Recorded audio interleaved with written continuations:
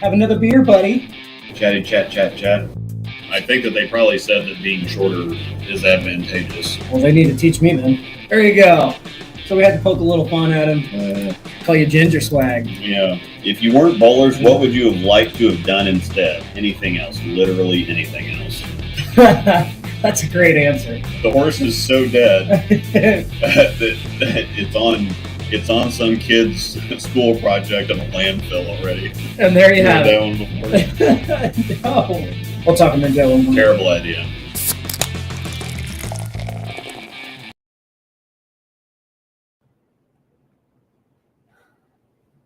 What's up? All right. We here. Here for another show. We got some stuff to talk about. We are watching match play for the TOC right now. They're in game 3 of 8. So we got Maldonado versus Bailey Maverick and Mika versus Belmo. That's interesting to see. And they're all very close right there. Yes. 4,500, just about every single one of them. Yeah, they're pretty tight in the field. So yeah. And, Mika being 50, whatever the crap he is. 75. Yeah. No, I don't know. Yeah. Pretty good pitch there. Yeah. The man still got it. Doesn't lose the lefties or two-handers. Nope. Lofts it right over the front.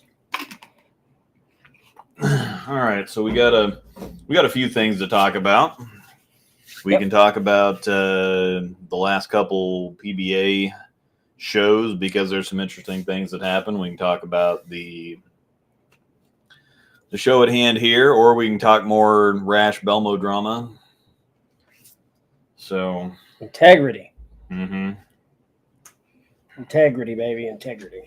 Yeah. Mika's getting ready to throw another one. And crush. Those are 2 back-to-back really good shots. Yeah. He just packed them straight back there. Yeah, Maldonado's got that hop for sure again. Yeah, he was getting rid of that. And then I wonder if he said, screw it, and went back to it. I don't know. I just don't know. Really interested to try this.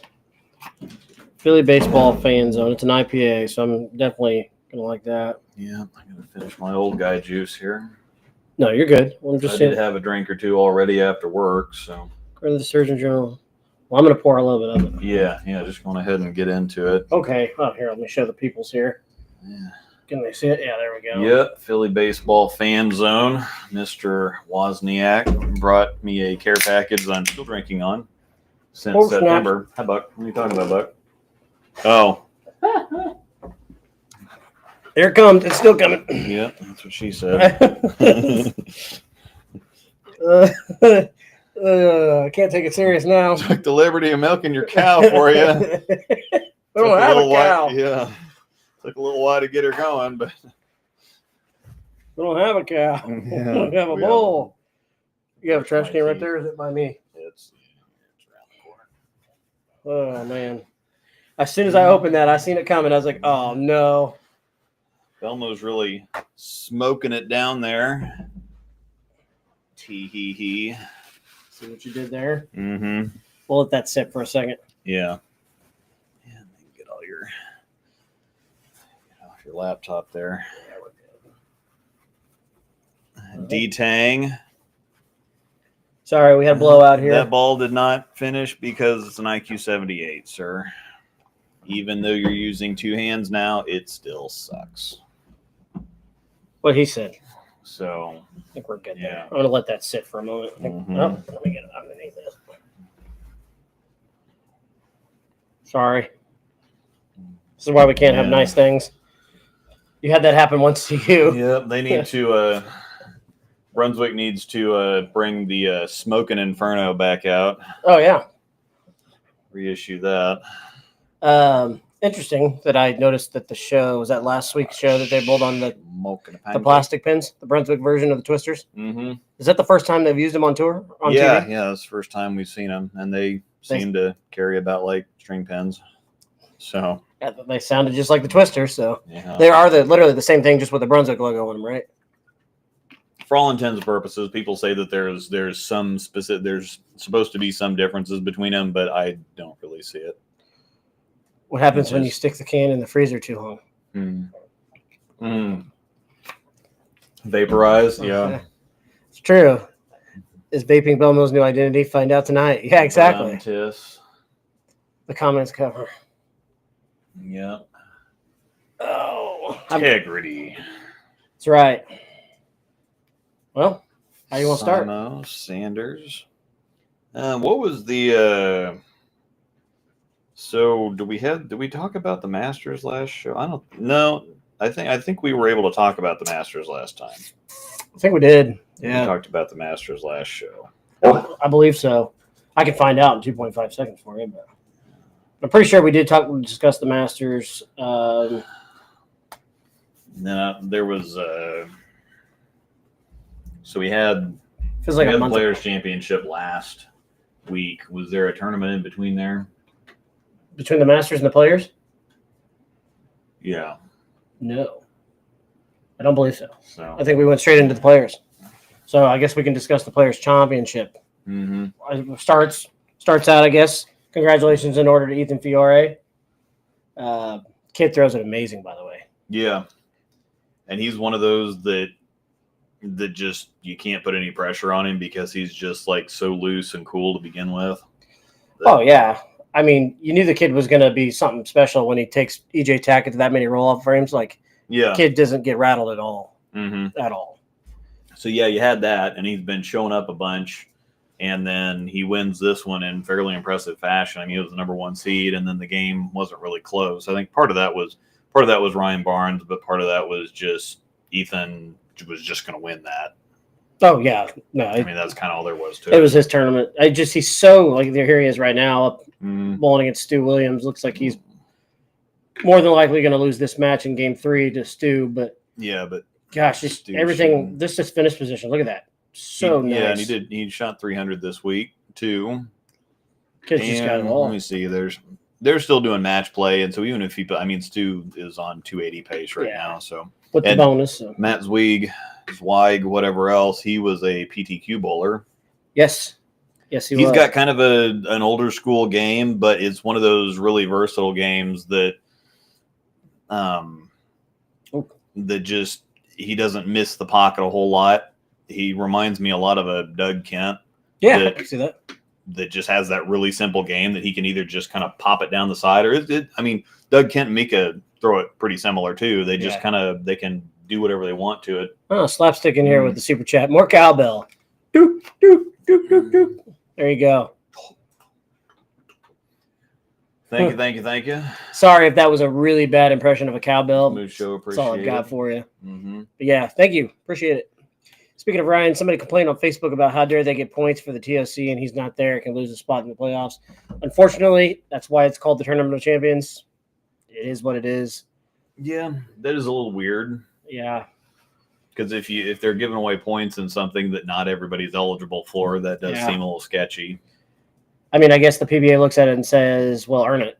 So yeah, I think it is one of those things you kind of earn your way into it. And if you're on the outside looking in, well, then you probably better win something. Yeah, there's a lot of good bowlers that couldn't bowl this week at all. Yeah. Wilkins is another one. He couldn't bowl this week. He doesn't have a regional title. Beef and Barnsley's next podcast. Stu beats Ethan. Yeah. I think anybody wants to try and beat Ethan right now. Boog's shooting a big number at Matt too, and Boog's 47-40, so he's got another one, good one from Mika.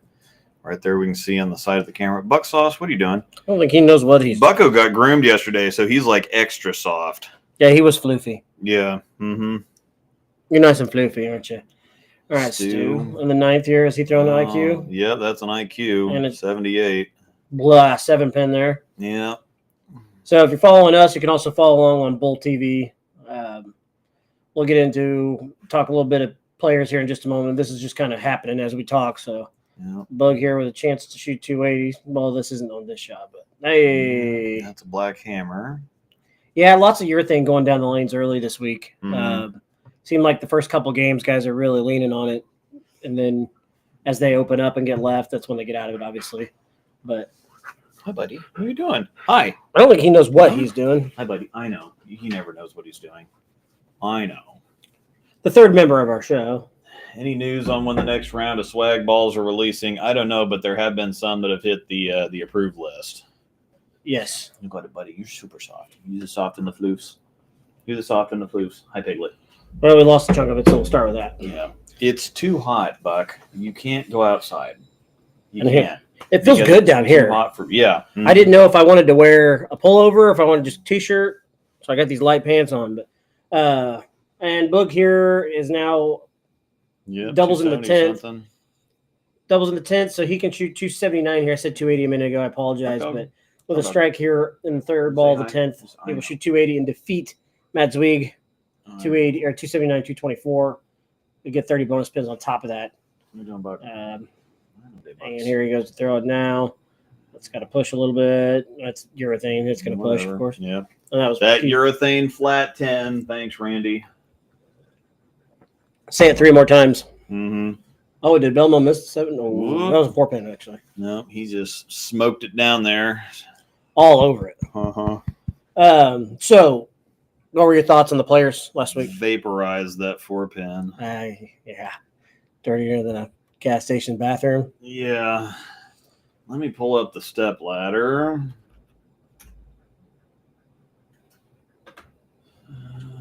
Stu gets a hit there with the... let's see here. Players Championship. Position rank. Okay. Step ladder. Why is it only... There we go. Games title match. No. All right.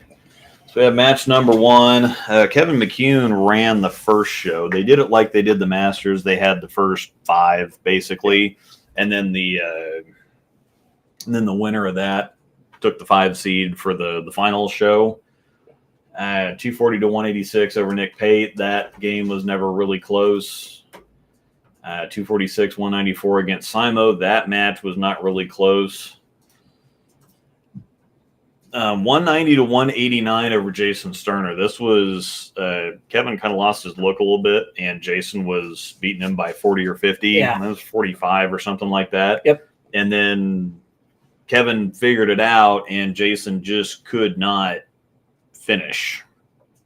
So he just kind of, I don't know if he got ahead of himself or if he just kind of just, after the commercial break, Sterner, I don't think, struck again. He just kind of couldn't get the ball to shape right. We actually got to watch that entire show, so he just couldn't. I knew once we had those twister pins, the Brunswick version of them. Mm-hmm. I was curious to see Kevin actually throw them. This is how much speed and rev rate that guy's got. Just slapping around those plastic boys. Stu won. So. Flanagan's talking. Flanagan's there this week. He's talking to Stu, and I guess they got Jason Couch in the. Always have to, because we have a Jason Crouch here. Yes. And so you just got to remember that. You know how many times I've accidentally called him or wanted to call him Jason Couch? Yeah. Yeah. It's a few times I've almost done that. There's Randy Weiss. Mm-hmm. Randy Weiss. Packy is finishing off a game versus Fa. That's really close. And Packy's got a big number up there too. But it's like he just 7 count. Mm-hmm. DJ Moore can't get the 30. Ooh, Kevin Williams is having a rough game. Yeah. Spare, 9 miss, 8 spare, 8 spare, 9 spare, 8 split, miss, strike. Yikes. Kevin did run out of gas. I forgot that he didn't make it all the way. Correct. Yeah. He beat, and they were talking. There was some idiots online that thought he was being a douche or whatever, but Kimberly was kind of making it seem like a David versus Goliath thing, and Kevin just was like, well, how do you go up against Belmo? He's one of the best bowlers on the planet. He's one of the players so many times, and Kevin's just like, well, I mean, I've won the tournament too, so. What's douchey about that? I think it's just the way that, Kevin is definitely a McCune. Oh yeah, because his dad just didn't give a shit either. No. It's like he's not interested in that. He's got his dad's mentality and personality where it's just kind of like, I'm just going to go knock the pens down. Can I go do that? Yeah. Do I need to answer these like super intricate questions, or can I just go out there and knock pins down? And that's what he does. And, and it's Kimberly's job. It's the announcer's job. Like, even when they can see a game's over, like I remember when I got to do a, the telecast thing. Yeah, that telecast thing. Yeah. And one of the teams, we were in the Baker matches, and one of the teams was like 50 ahead of the other team in the 7th frame. And I'm like, well, this is over, and whatever else. And the play-by-play guy, he just kind of did this to me, like, okay, well, don't sell it short here. Yeah, we want to keep viewers on. Yeah, it's like, we all know that it's over, but you got to say, well, if technically it's not quite over yet. If the other team puts a string together, and so they have to put some kind of drama into it. Yeah, of course. I mean, it's just to keep you tuned in. Because if you tell them, oh, this is done, you might as well tell them you can turn it off. You don't need to watch it anymore. Yeah. So it's like if we tell people this show is interesting and we're really smart, they might actually pay attention and keep listening to this particular show. But no, that's the thing. So sometimes when announcers sound dumb, they're not saying something that they really want to say. It's just, speech to keep the viewer involved. Yeah. So whenever it's like, well, that's stupid. This game's obviously over. And the announcer, well, it's not quite there yet. It's like, no, they kind of have to do it. It's kind of when like he's going to pull in and slide in like the Chris Collinsworth slide. Well, here's a guy. Yeah. Have you seen those memes of him? They're like with the bar. Mm-hmm. They get with everybody cheers when he slides in on the the Chris Collinsworth slide job. Yeah. Because the actual professional bowler comes in, does his thing, goes home. Yeah, of course. You also got to, it's part of the gig. You got to kiss baby, shake hands, and do the thing. Unfortunately, but because some people just don't like to talk on a microphone and answer all those questions on TV. I know I really wouldn't like to do it. Yeah, especially because it can get in your head somewhat, or just kind of take you out of your. It's like, oh, thanks. I hadn't thought about that way. That's really helps me. Yeah, thanks for putting that in the back of my mind. I appreciate that. That's awesome. Yeah. Way to go. Yeah, you have never won against so and so on TV. Oh, that's first. So, okay, thanks for speaking that into existence. Or I've heard that 1,000 times. Yeah. Well, like Rory says, what are we going to talk about at the Masters next year? Yeah, I know, right? Because every single year they ask, you've been close so many times, and it's for the Grand Slam, and you just haven't got it done yet. And he's like, okay, what are we talking about next year, y'all? Well, they can just talk about his dinner choice for the Champions Dinner, I guess. Yeah. That's the only other thing I can think of. Yeah, he needs to have some like fancy meatballs and call them D's nuts or something. I tell you what, it was good. It was cool to see him win the Grand Slam, but I'm not a Rory fan. Just not a Rory fan. I think it's just one of those things that it kind of ties in with what we're talking about today, because he's kind of the Sean Rash of the PGA Tour. Well, I would agree with that. Because he's like, Sean really does, and people go all the way back to, it's like, oh, you're throwing fits, and you're calling Belmo a bottle bitch, but every single thing that Sean has gotten in trouble for, it's always about following the rules. If Belmo's back there crinkling bottles and screwing people up, he didn't like that. He got pissed off about it. Nothing happened, and so he called him out on live TV. Brad Angelo did the same thing. It's like, to Belmo, yeah. You don't know you're back there squeezing the stupid bottle. I mean, let's be honest. He knew what he was doing. Yeah. And then the Purple Hammer thing, when he was bowling Russo, and he threw a bad shot and he ended up losing, and he was just sick of seeing Purple Hammers. It's just like, Purple Hammers are like the Flex Seal for everything. It's tough. Let's just throw a Purple Hammer. And they ended up getting into it and changing the rules. And I can tell you, for an absolute fact that a lot of stuff doesn't change if you keep it behind closed doors. Oh, like if you talk about stuff behind, whatever, if you put it out there in the public, then somebody has to deal with it. But most of the time, if you just kind of file complaints and whatever else, nothing gets done. Yeah. And so in his mind, it's one of those things. It's like, I got to put it out there front and center and make them stick it in their face and make them do something about it. And that's kind of what Rory has done on the PGA side of things. It just makes him look like a bitchy, whiny crybaby. But, if you just kind of be nice about it and don't put it out front and center and say, hey, when are we going to do anything about this?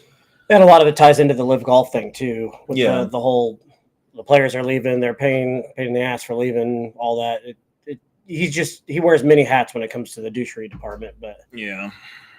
he's a damn good player though. Damn good player.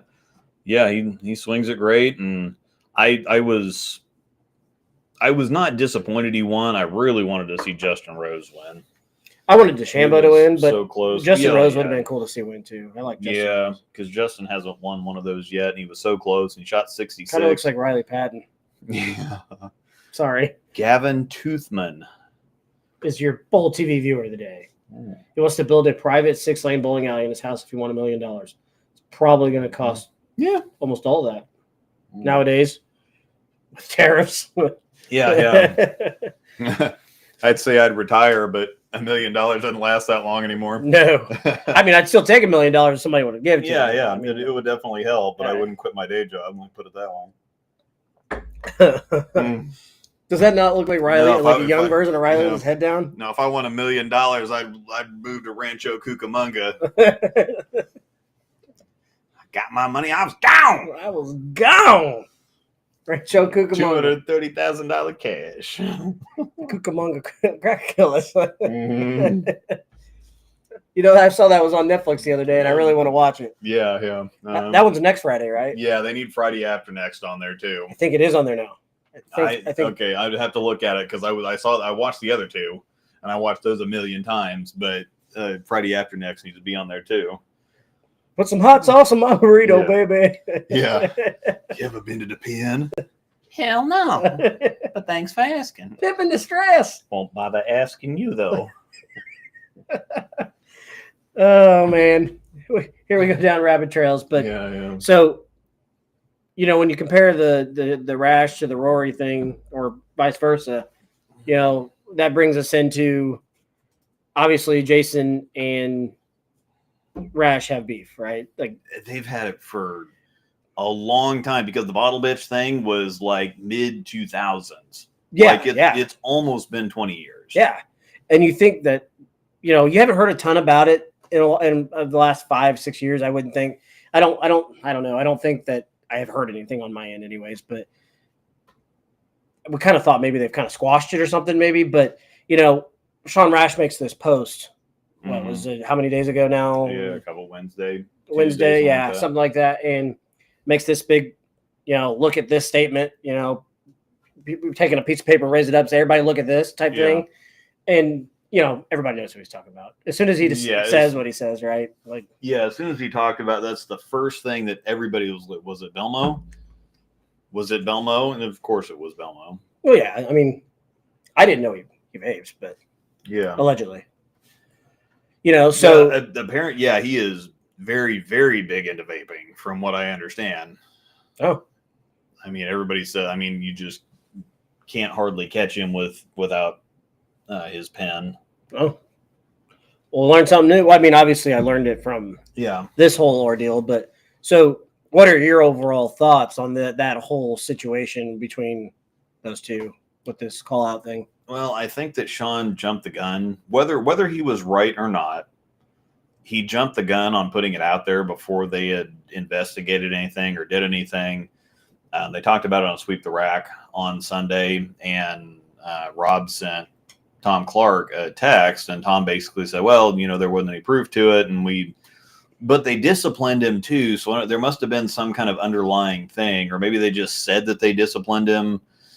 The player in question has been disciplined, and it's happened before where there's a lot of stuff there's stuff in the rules to say you can't have a drink in your name shirt, you can't smoke or vape or whatever else in your name shirt, and you can only drink or do these things in certain designated areas, and there's a bunch of rules to it, and you can get fined and possibly disqualified. It's in bold writing in the rule book. Yeah, and there were some regional players that got caught.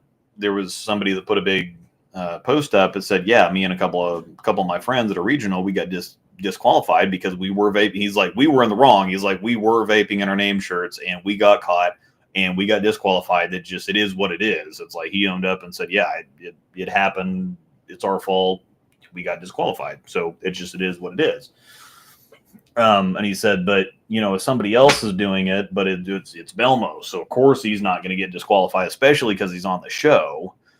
Oh, yeah. But you don't necessarily, the language in the rules, it doesn't necessarily say that you're going to get disqualified. It says, you can get fined up to disqualification, depending on the infraction or whatever else. And I guess Sean had a video or something that was inconclusive. And Belmo was apparently doing it in an area, or where Belmo was during said infraction was in an area where it was not being, surveilled. It was during match play, wasn't it? I can't remember, but I'm pretty sure it was during match play. So, like, it was in between a match or whatever. He went and hit his pin. So, I didn't either, Justin. That's kind of what I thought too, but I guess that made it. Well, what's tricky is I've talked to both of them before. I've talked to Belmo a handful of times. I've met Sean a couple times, and I had him on post and got me an interview with him several years ago on the channel. And so I've talked to him before, and he's one of those guys that's just, Sean is really intense. He's just super serious about what he does. And he does kind of have that, truth and justice, whatever else. He does really care. It really bugs him about fairness and whatever else. And so he comes off kind of like a jerk, but he is a nice guy. And there are all kinds of people that say, oh yeah, well, he was a dick to me once. It's like, well, if they have a bad set, or they, you catch them after a bad squad, or have a bad tournament or whatever else. I mean, it's like, you can't expect somebody to be nice 24/7, especially if you're, and some people just don't realize it's like, you can't always be in somebody's face asking for pictures and autographs and whatever else. At some point, it just kind of gets to them. Yeah, you got to draw the line there at some point in time. And that's understandable, right? Yeah. But Poston knows Sean really well. And I don't know. I've never had a problem with him. He was super nice coming on the show, and I want a ball from him. Yeah, it's just I haven't had a problem with him. He's always been nice, and Belmo's been the same way. He's reached out a few times, and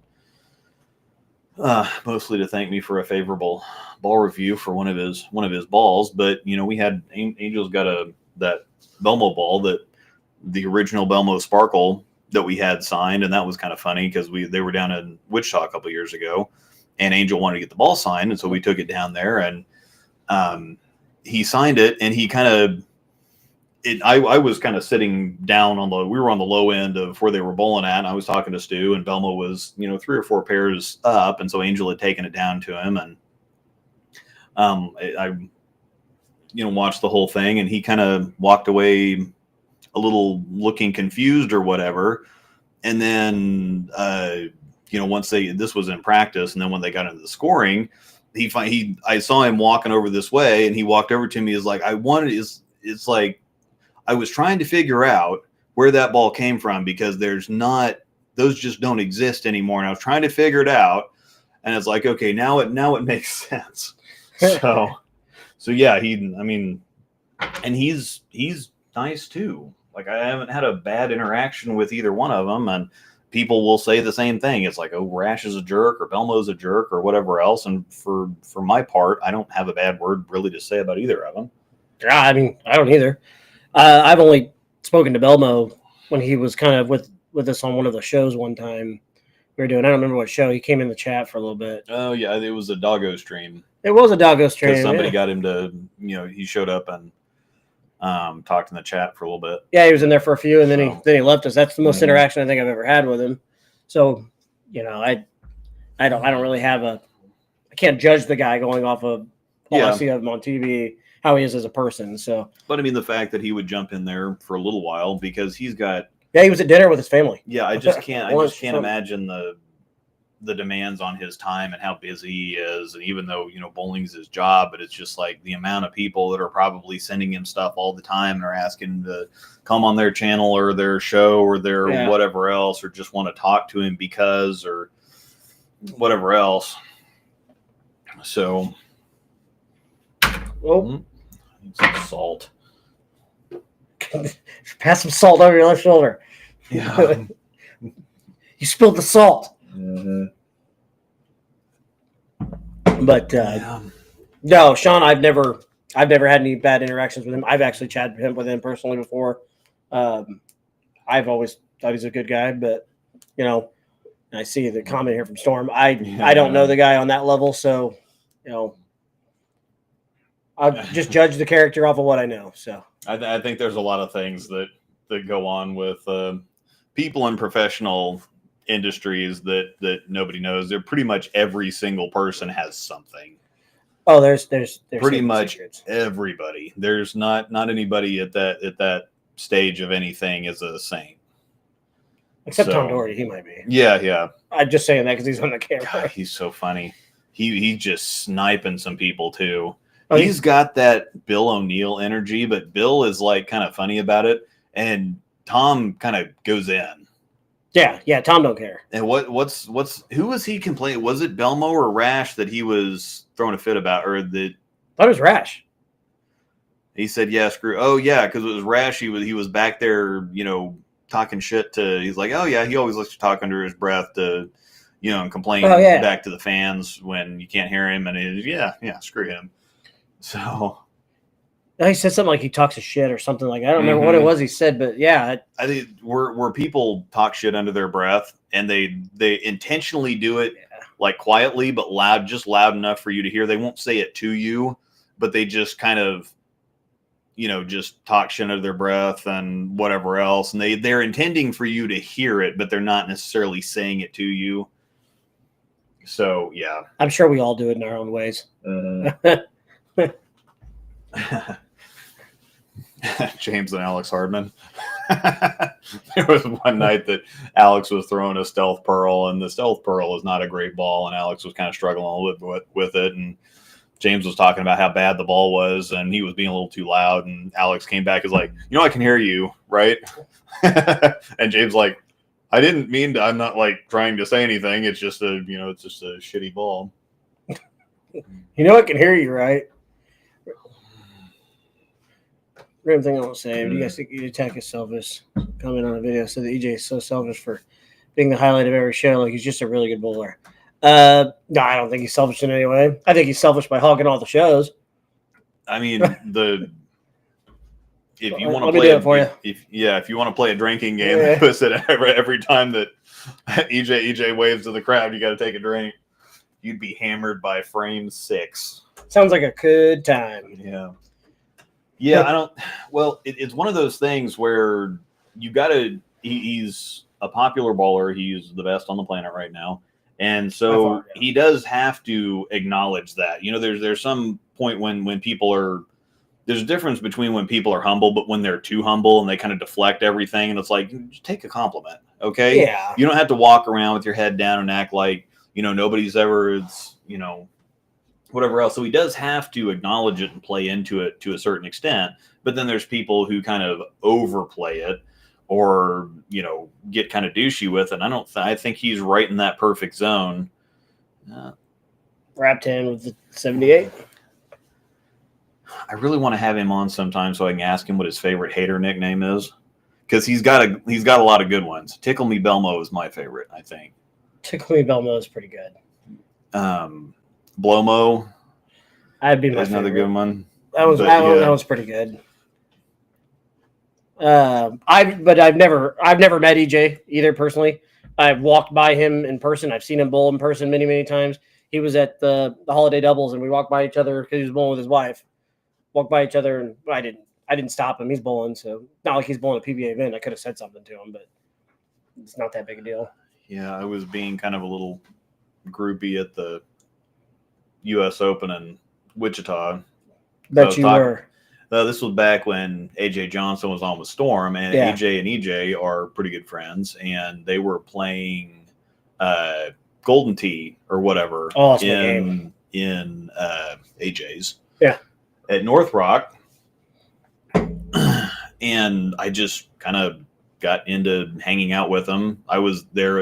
I was just there by myself, and the Isleys were there. You know, Megan from Kansas City, Yep. Scott, and her mom and dad. And so I was just kind of there, and I ended up hanging out with them, and they're good friends with a lot of them. And so we went out to eat with Smallwood and Marshall Kent and whatever else. And they know EJ and AJ and you know, whatever else. And so we were just kind of hanging out in that group, and I was talking to a couple of them a little bit, but that's the only kind of interaction. They were busy with Golden Tee. So I don't blame them. It's a great game. Mm-hmm. Probably drinking beers and playing Golden Tee. Yeah. That sounds about right. Yeah. Now, if anybody would have anything, like I can see certain things about certain bowlers, like, yeah, I could see them maybe being I say that I haven't had a bad interaction with Sean, but I can imagine him coming off as a dick. Yeah, of course. Now, Tom Smallwood, if anybody says anything negative about Tom Smallwood, they're full of shit. Yeah, Tom's just a good guy. Absolutely, completely full of shit, because he is just the nicest, most down-to-earth guy on the planet. Yeah, Tom's a really good guy. Now, I have met and talked to Tom several times. He is a very good guy. Mm-hmm. Very, very good. Yeah. Old, I don't know if you caught the end of Brad and Kyle's video here. I don't remember one day they posted it. Anyways, it was on the one of Brad's PTQ, and the season's ended. And you kind of listening to him talk, they're basically facing the reality that his season's over, even though, you know, and just how he's got to get back to work and how far bowling's come in 5 years from all the rev rates and ball speeds compared to what it was 5 years ago. It's changed a lot in just 5 years. It really has. Mika won another one, and he's 49.60. Yep. Mika's might be making a push to hit the show. That would be really cool. Because he's at 49 something, 48, 49.30. Anyway. Yeah, but he was saying, like, how with his rev rate and all the rev rate that's out on the tour, how in the last 5 years the transition has gotten so crazy that he'll be on 5 and then he's jumping to like 55 by, you know, game 6 or whatever. But just how his balls are laying on top of these guys, and he can't keep up with it right now. So he says he's got to get back to work and get better. And I hate seeing him that way, but it is what it is. He also said in the video like 3 or 4 times of how they really need more tournaments, and they do. The PBA needs more tournaments, flat out. Yeah, and that's the problem. And the other thing is too that Stu Williams says that a lot of the patterns, even though they're different on paper, they play the same. They play very similar. And so he's like, you know, if you whack them, then you whack them, and they don't really have any pattern variation, so to speak. It's more. If you go back and watch like some of the bowl TV coverage of, like, say, the World Series of Bowling, a lot of everybody played the same area, same lines. I mean, also the topography and the demographics at the center make a difference too. Yeah. But you know, that makes sense. I can see that for sure. Those two moves, your traditional 3-2, 8-7-4. Yes, 100%. It's ridiculous. That rev rate is just insane. I bowled the PTQ for the U.S. Open in Wichita in 2017 or 18 or whenever it was, and I crossed with Matt Ogle, and he would leave a 4-pin and go like 4-2. Yeah, just instant. And I'm like, well, did you maybe tug it a little bit or whatever else? It's like, even if he did tug it, it's like, I don't like that. So we're just gonna make it. We're just gonna jump an arrow, and they just do it instantly. There's no hesitation. There's no, and you can't. Because a lot of us are like, well, it could have been a better shot or whatever else. It's like, well, you're not necessarily looking for better shots. You want to make good shots, but you're looking for miss room. Yeah. So he probably got left and got softer and yammed on him more is what he did. Yeah. If you feel like you have to, that's a game loser for EJ, unless he's got to pick it up. I think he can pick it up. He can pick that up. But it's a 6 count, so yeah, he can pick that up. Yep. I would almost bet on him picking that up. He's going to go right after it. Because he's got the 2, 4, 8, 10, and this is not the most difficult condition. It was textbook for me in Swiss. Oh, Frankie's at 4,900. Do you not remember that? I covered it like 6 times. Oh, yeah. Yep. That's what you're going to say. Just keep leaving that. All right. Oh, that's got a chance. No, it did not. It didn't do anything. Didn't hook enough. But yeah, that kind of sucks. But he's so far up there.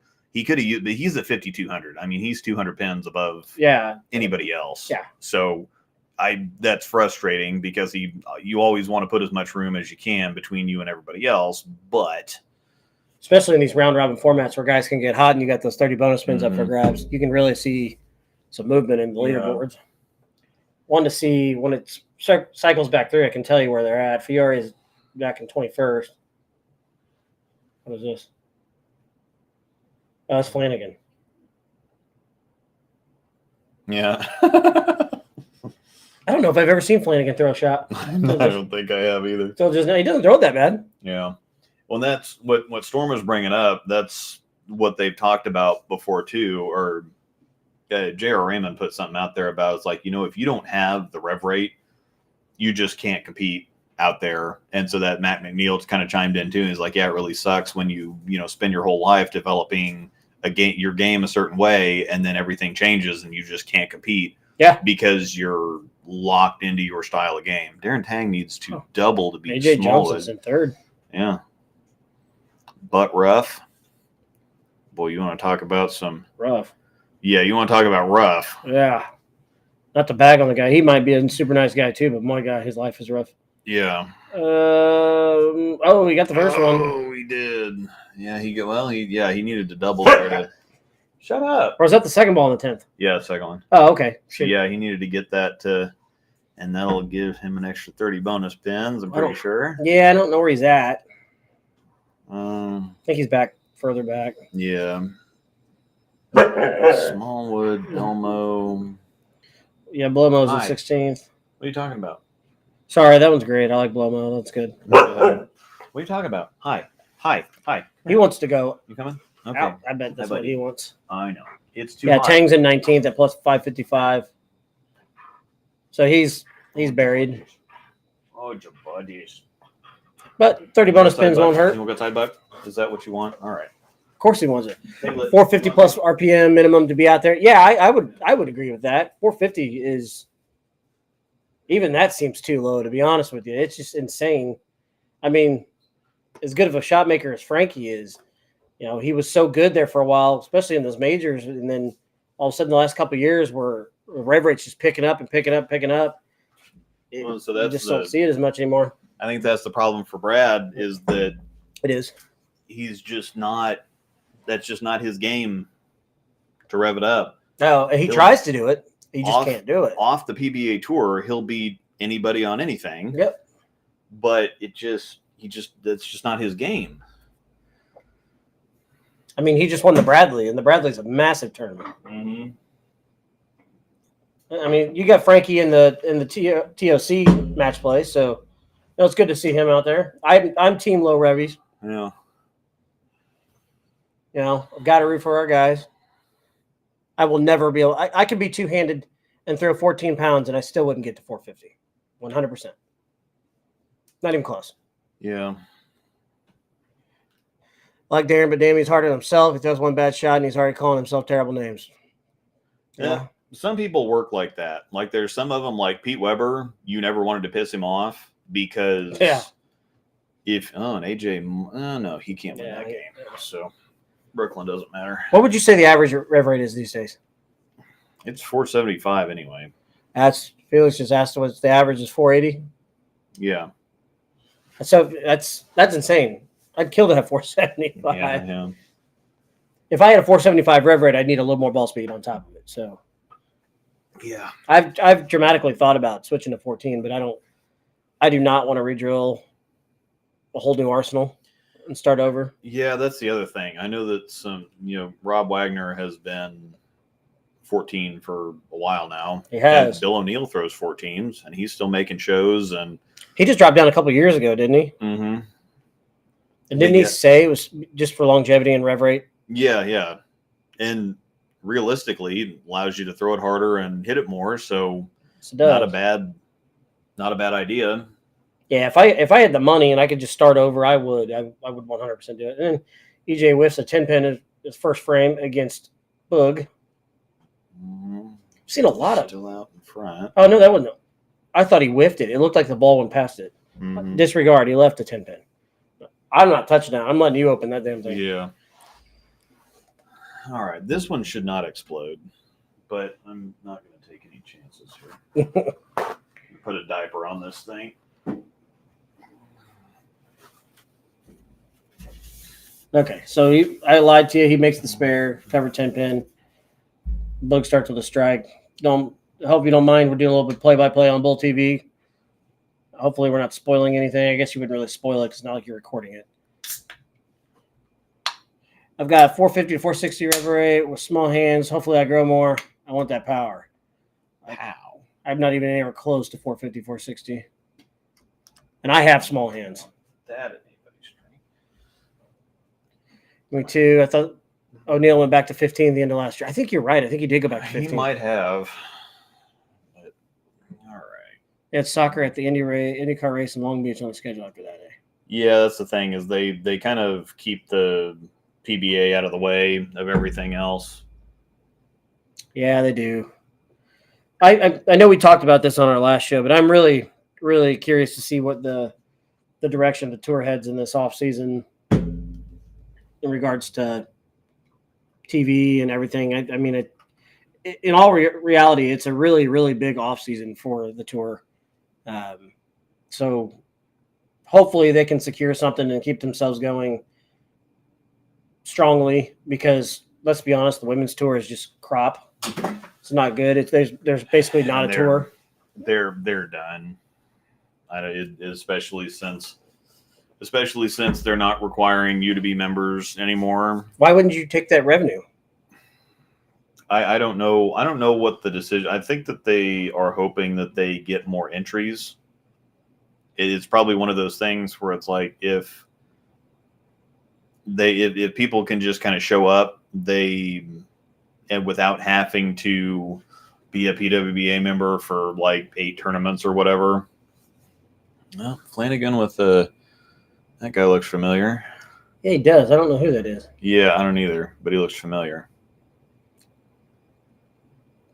Come on, pop his name on the screen. Yeah, probably somebody we should know, but and we're gonna call each other idiots when we're kind of done. looks like Mike Albee, but it's not Mike Albee. Mike Albee would have aged a lot. Wonder if anyone on the PWBA has a supposed Rash personality. They do. There's plenty of them. What are you thinking? God, yeah, because I just want to put names out there and draw attention to myself. we can refrain from it if you want. Yeah. I don't necessarily know that I want to put any names out there. That's why I've got a few names on my top of my head here. I'm just gonna we're gonna zip that one up. Yeah, there are some out there. Let me put it that way. Because next thing you know, this show would be snipped and it would be shared all over the Facebook and the Twitters. Be on Sweep the Racks worst of the week. Yeah, so we would we're gonna go ahead and pass on that. We can talk privately on that. You dumbasses are talking shit. Told you we're not the brightest cookies in the box. Yeah. I don't think that there's any of the women that they really go out of their way to be nice to fans. They do. And on TV and what there's not some that are just kind of there's some that most of them, if not all of them, just put on a good face in public, but they're kind of evil. Well, I mean, off the camera. They kind of have to be in regards to the tour life because their tour's in trouble. Mm-hmm. And so if you're going around being a jerk to every fan you see and you just kind of kiss my butt and don't bother me, that's going to really help your product a lot. Yeah, they realize that they have to suck it up a little bit more. Yeah. It's kind of like the movie The League of Your Own. Yes. Kind of like, spice it up. It's like, well, we're playing good. There's only so much we can do. Yes. And then, they start doing the crazy stuff. They understand that they've got to do a little bit extra, just because. They do. Still a better product than the WNBA. By far. But. Thank you. I mean. The Angel Reese memes are amazing. Oh, I know. You know, I got Angel Reese's puffs, and they throw it off the cart. Man, she is Dennis Rodman. She can't make a layup. She can't make a shot to save her life, and then if she makes one, it goes viral. Yeah, half of the rebounds she gets are off of her own misses, but you know she's right there. Oh, I seen one video of her one time where she was running down the court, and obviously should have passed it off. She should have passed it off, and he goes up for a layup on her own in a fast break, and not even close. The layup's not even close. Just yeah.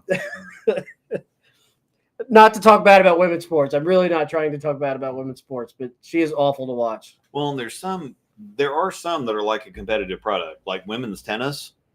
It's still fun to watch. It's not as fast as the men's game, but they're technically very good. You know, women's golf, they can't hit it as hard, but I mean, they would still obliterate us.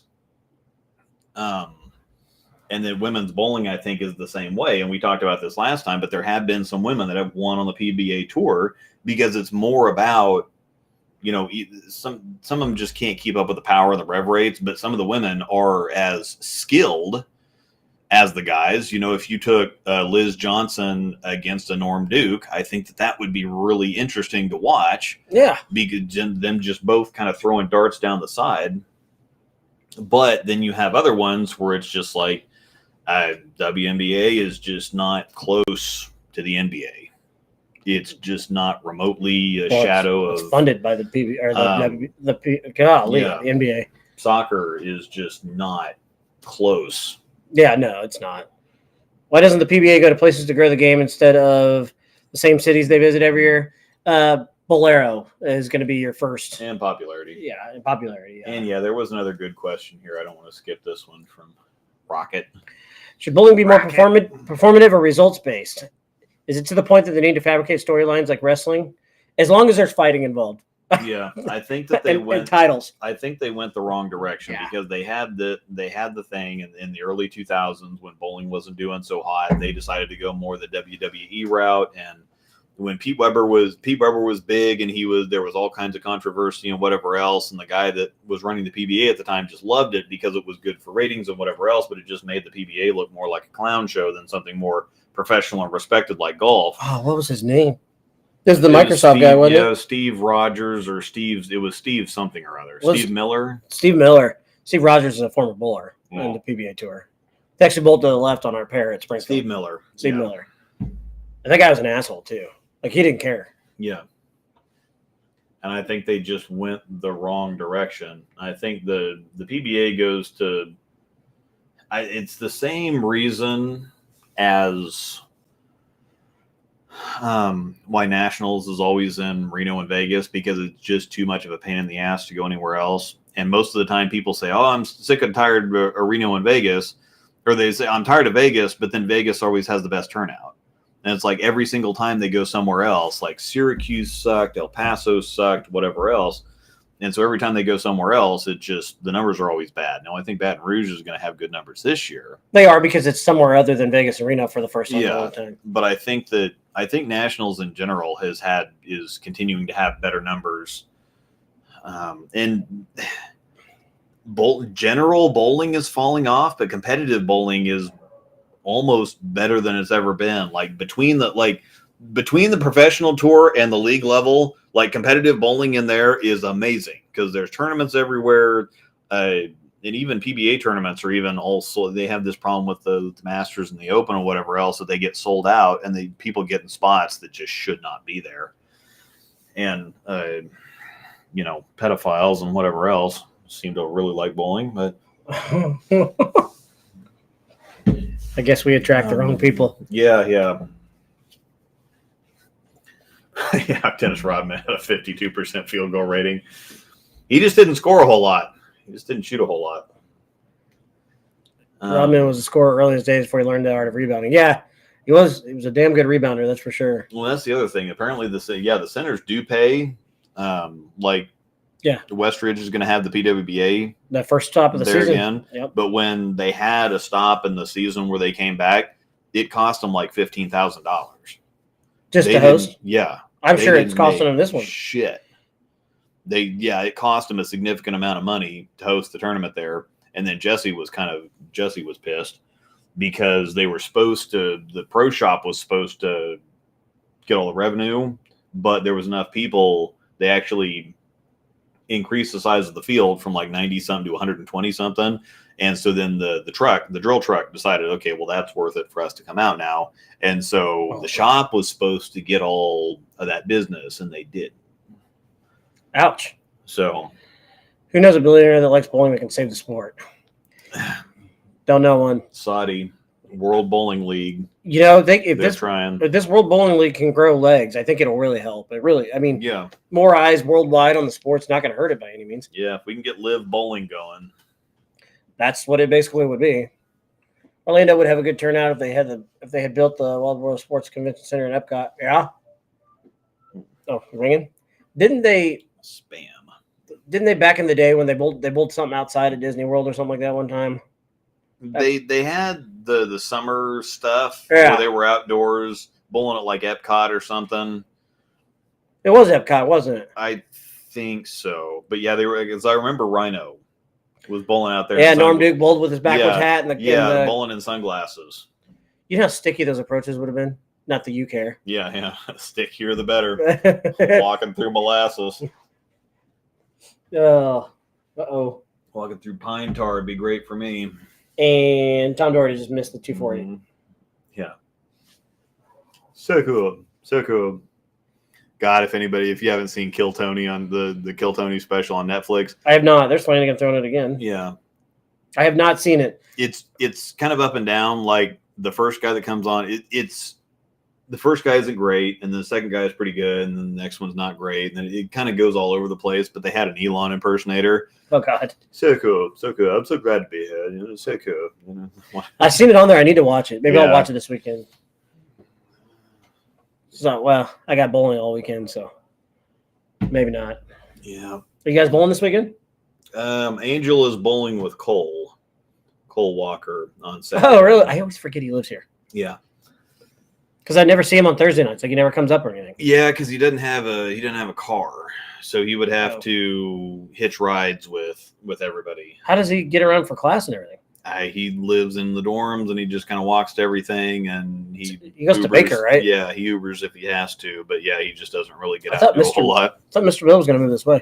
He was, but his girlfriend, fiance, whatever, she's a school teacher in Denver, and she's got a couple kids, and so they were thinking about it, but she's not ready to move or something, and so yeah, it's just smarter to stay in Bronco country anyway. I get it. Yeah. It's wise. I understand. I'd make the same decisions. Yeah. But now, are you bowling Sunday or anything? No, I'm not, because I'm leaving for Pennsylvania on Wednesday. So okay. If anybody's up in that region, I'm bowling the Dutchman next weekend. We're bowling at 7 p.m. on Saturday and 12 or 12:30 or whatever on Sunday. So if anybody is up in that area, I'll be bowling the same time you will, just way different locations. Yeah. I'm bowling the over 50, under 50. Yeah. I was thinking if I ever run into smug or rude bowlers, I plan on using the, hey guys, oh, big gulps, huh? All right, well, see you later. You got to read it just like that. Mm-hmm. The breakdown pair is always here for endless Dumb and Dumber quotes. So cool. Always down for endless Dumb and Dumber quotes. Mm-hmm. However, you really do have me wanting to go watch the Friday movies now. Yeah. Yeah, I've seen them on there several times. I'm like, nah, I'm not going to watch it right now. But I need to get on there and do it. Yeah, I got them 20s on there. I mean, they're cool, but them at 20. What you talking about, them man? 10s. Okay, they 10s. But I keep them clean, though. Keep them real clean, though. I love it when they're in the back room and he takes the vacuum to his lip. Mm-hmm. I can't repeat what he said right now, but yeah. All those movies are great. That X game shit off the counter. Pinky, you can come in here and get both fired. I'm Pinky, Knuckle. That's so good. Trying to rob me? I'm Pinky. Sorry. Yeah, I'm sorry. We're getting way off topic here. If you've never seen the Friday movies, I'm assuming everybody that's watching this right now has seen the Friday movies. If you haven't, do yourself a favor and watch them. They are on Netflix right now. Damon, are you a music lover, Damon? You ever heard of the Nutcracker? Oh, I still a pimp in distress. I'm a pimp. Yeah, who's also a hilarious comedian in his way too. Yeah. Oh man, damn. Yeah. Yep. Bros barbecue. Tastes so good, make you want to slap your mama. Top flight security of the world, Craig. Yeah. Holy moly, donut shop. Yeah. Oh, anyways, back to more Bear bowling. claw. Oh, Hold the check flies. Come here, Piglet. Back into some bowling. Fire some more questions in here. Oh yes, We can talk if you have any more overall thoughts on the players. We can discuss that as well. We kind of was short. It was mostly just how big of a season, the rookie season at that, for Fiore is having. And wasn't Fiore? Fiore, was he a PTQ guy early? Yeah. Yeah, that's what I thought. Yeah. So, well, not anymore. Not anymore. Good for him on that. Anyone ever got coaching from the Joe Slowinski? Garrett Hulseth actually went to college in Tennessee or something where Slowinski was. I hear things all over the place. I hear he's great, and then I hear he's just a whack job. So I don't. Where are you seeing this? I don't know. Oh, there it is. Yeah. Since I'm in a chat with a bunch of bowling nerds, anyone ever got coaching? I don't think I've ever heard of Joe Slowinski. Yeah, I hear stuff all over the place. So That name doesn't sound familiar. Where's he out of? Tennessee? Yeah, Eastern country. What are you talking about? The door is open, bro. Yeah, bruh. You want to go outside? You go outside? No. Go get him. The door's open. I bowl with Fiore quite a bit. Great kid, very in control of his emotions, which is rare for a young athlete. Yes, I agree. I'm telling The you, door's open. he may have one of my favorite two-handed games on the tour when it comes to just physical ability from start to foul line. Just how his finished position, I think, is really good. And the kid's just going to be really, really good. There's just no denying it. He's got one of those two-handed games that's kind of like a one-handed game. He just uses two hands. That's what I thought too. I think I was talking to Amanda about that, and I was explaining to why I really liked it. And that's, to sum that up, that's very accurate. Mm. I agree with that. I think one that you're going to hear about too is Josh Hammonds. Josh Hammonds is Topeka boy. And he's got that same. He's got the same attitude. He's got the same kind of a game too. He's just got that very slow, deliberate, and then just kind of works into it. And his two-handed game is not violent at all. It's very boring-esque. Yeah, a two-handed game. He's kind of like the old school stylist. They call him a stylist. Yeah, he's a two-handed stylist. Yeah, I would say. Yeah.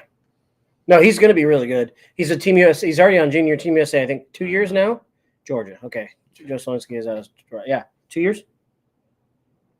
For Junior Team USA for Josh Hammonds. Yeah, Josh Hammonds is going to be really good, which is rare coming from a city. Coming from Topeka. We've had some really good players come from here. Which is really weird, too, because you just wonder how stuff happened, because Topeka is just kind of a shitty little town where everybody thinks they're better than they are, but then you have some legit, big shots that actually, Chris Barnes is from Topeka. The Benoits are here. Bob Benoit. Kelly Kaufman, way back in the day, was one of the big names. Kelsey Muther won the international, she was on Team USA International Youth Championship with Sydney Brummett and Danielle McEwen, and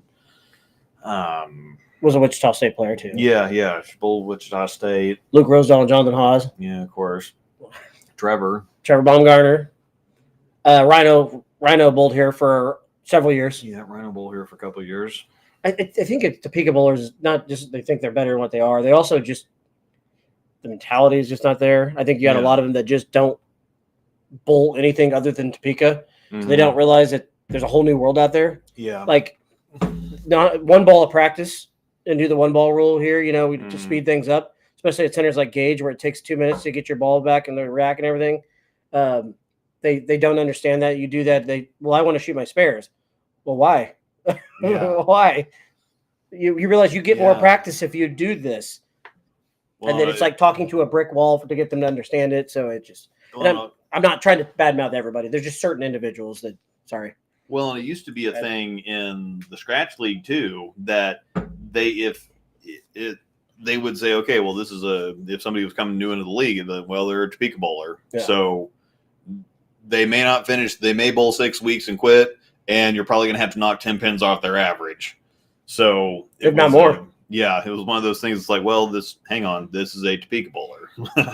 So it's like, and then it's like, oh, it still is that way in its own ways. But you do have to explain to him though the whole, like Norm when he first moved over to the deal. I had to explain to him this is a 1-ball practice because he bowled on my team that first year. Yeah, because he tried to throw 2 and I was like, no, you'll piss some guys off real quick. Don't do that. Yeah, we get more practice this way. Way more practice. Mika. Jesper's still out there quite a bit. AJ Johnson's looking good. He's the drop your damn shoulder. Oh, okay. Yeah. That sounds familiar. Mika is clean, but boy, he can't strike to save his life right now. It's still a close match. That was a big strike. Rush. Yep. 2 strikes, and he's got the old clean 190 game going. He still has a chance to win. Yeah, because Jesper's not really doing much either. I mean, it's just some bad. He's just behind on count. I don't know why I minimized that. Yeah, the comment section on Bull TV is it's not even. I can't even call it ass cancer because I would probably rather have ass cancer than read the Bull TV chat. It's bad. God, his throws are so good. Yeah. Ooh. Kid just makes shots, man. He just makes shots. Crazy how a bowler that averages 231 center can't break 220 in another center. I mean, some people just have the nuts in certain centers. Yeah, some people are house bowlers and some people aren't.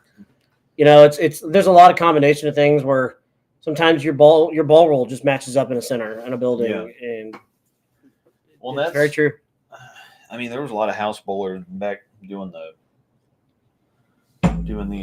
top 10 thing, but there were some people that would just absolutely whack gauge north, even though it was a wood center and it was not as most people would rather bowl at center or Westridge. Yeah, of course. But some people just absolutely destroyed gauge north. Some people destroyed Meadow. It just. I was not in Topeka when that happened. I was in Kansas City. So. Yeah. From KC Mo. Yeah, I really like Meadow. I didn't get to bowl there. I didn't bowl there as a. Is that the one that's over off or was off of at Bisons Excel? No. Across the street from Long John Silver's? Oh, southwest. Which one's Meadow then?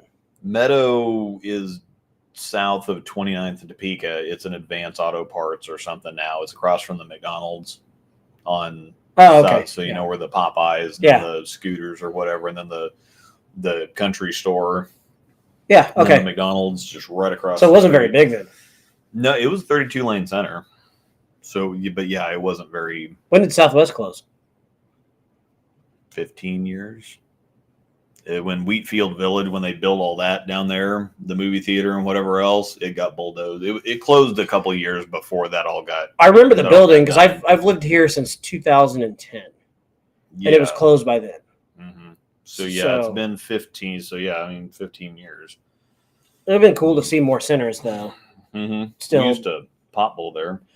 Oh, sweet. Steve Cottrell ran it, and everybody go over there after and pot bowl late at night. I don't think there's enough bowlers in the city though anymore that still do it consistently. Though. Well, and nobody bowls for any kind of money anyway. That's kind of why everybody kind of got chicken shit. And Trevor's League's got money, but it's because another place too. When you go bowl and then you go to league meetings, and people ask the stupidest damn questions in league meetings, and you're like turning something that should be 20 minutes turns into an hour, and you're like, what are we doing here? Yeah.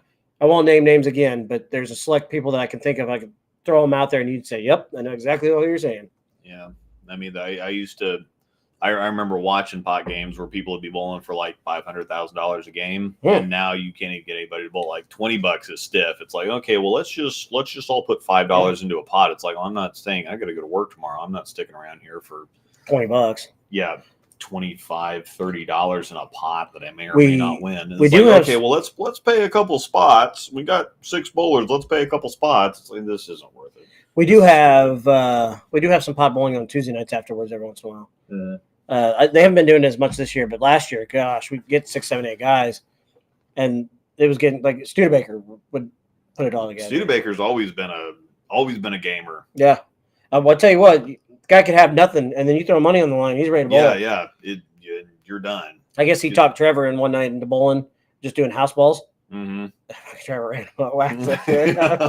They said he's like, I had enough. Studebaker will put some money up because he remembers the days back then when, Poston and Judd and all those guys were out there. Of course, Anthony never had any money, but Poston would put the money up.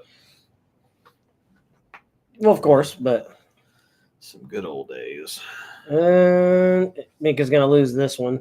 Fiore just balked, but not sure what he just saw there or did. But. Yeah, well, and AJ shot 180, so he's 145. So he does need to strike. Yeah, he needs a strike, and he needs to make up some ground. So this is AJ important. Actually really needs this 30 bonus too. Yeah, this is important. That's a pretty good shot. Oh, he got out of it. No, kind of sent it a little bit. But yeah, he's gonna lose. Yeah, 64. And that's not even that's not even a good losing score. Is the problem? He's back in 20 something, so yeah, he's pretty much out of it unless he just gets an absolute heater between. Because I think there's more match play tomorrow morning. Yeah. Tomorrow morning. Yeah, because it's round 1, but you want to make up as many pins as you can. Oh yeah. But even if he would have shot 190 or 200 or something, it's still not. And gotten 30 bonus pins, you're still kind of losing ground at 215 or whatever. Looked like he might have got that first one just a little too far right, too late. Yeah. And so it just didn't want to dig back. Bull TV is like Twitch chat plus 70-year-olds. Yeah. Yeah. Bull TV chat is worse than Twitch, put it that way. Must be a thing. Uh-oh. Mika's having problems now. I've never really watched Twitch, so I don't get on Twitch too much. YouTube's bad enough. I do watch a lot of YouTube. I just can't even understand what people are saying half the time. Like it's not even that what they're saying is stupid. It's completely unintelligible. Mm-hmm. Like you can't even. It's like I don't even understand what you're trying to say. For me to even judge whether it's stupid or not, like I just don't even understand how people get. I was talking to this about somebody that I work with the other day. It's like I don't even understand how some people make it through the day. Like I don't understand how people can actually function in society with some of the stuff that I see on social media. It's probably me, right? You're thinking about that with me? Yeah. Because there's days that I wonder how the hell I make it through the day. Yeah. Yeah, I mean, I wonder the same, but there's other people that it's just like, I just don't even understand. It's just like cosmic grace or something like that. I don't even. I will say Darren Tang, though, his two-handed game doesn't look too bad. Yeah, his two-handed game is significantly better than his one-handed game. Except his timing's better. His timing's a whole lot better. And then he goes left and I don't like Darren. He's one of those guys that does have a massive ego and is kind of a douchebag. And he was filming he was doing one of his league night filming things when we were there at Nationals last year, and everybody kept prodding me. He was like, "Oh, go talk to him." I was like, no, the last thing I want to do is try to talk to Darren Tang, especially when he's filming something. But I do feel for him switching over to he's a professional. He's got the in the limelight. He's got the eyes on him. And the one-handed thing has not been going so well. He has his success is kind of like a roller coaster. And whenever he's making this big change and still trying to make it work professionally, and so I do kind of feel for him going through this, because he is out there putting his money where his mouth is. So it's not like he's faking something on YouTube to be a YouTube celebrity and is not out there mixing it up with everybody. He's out there putting the work in. So even if he is a douchebag, I got to respect him. Well, his editor, though, is really good. Yeah, Jesse's ridiculous. Yeah, that guy is. Wonder what he pays him. $1,500, $2,000 a month or something like that. And he's doing how much videos? But Jesse also has some other stuff going on too. So, and it might even be more than that. He probably does it full time, I would think, like the editing in general, not just for Darren. Yeah, he does other stuff. It's not just for Darren. But, yeah, his league night videos are terrible. Yeah. Hey, yo, from Illinois? Yep. What's up? What's happening? Think about bowling the LBC. I would kind of like to, but I've already got so much stuff going on, and I'm sure the Dutchman's going to be a regular every year thing now. So I've got another tournament to add to this. Isn't the tournament only 6 games? It is only 6 games, but it's only 6 games like regular, but you can opt into bowling like 9 or whatever. I'd say I'm not going to travel that far for 6 games. Yeah, the standard is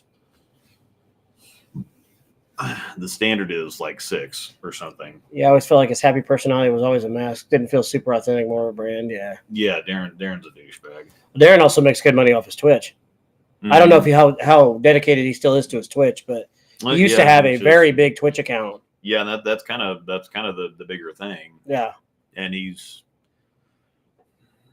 get on there like every night and play for like 3 or 4 hours, especially in the off season. And I was talking to Brad that he actually makes like really good money off his Twitch. Yeah, well, they're all to the point where Brad and Kyle and then Darren and Packy are all make really good money off of YouTube to begin with, aside from Darren's Twitch presence or whatever.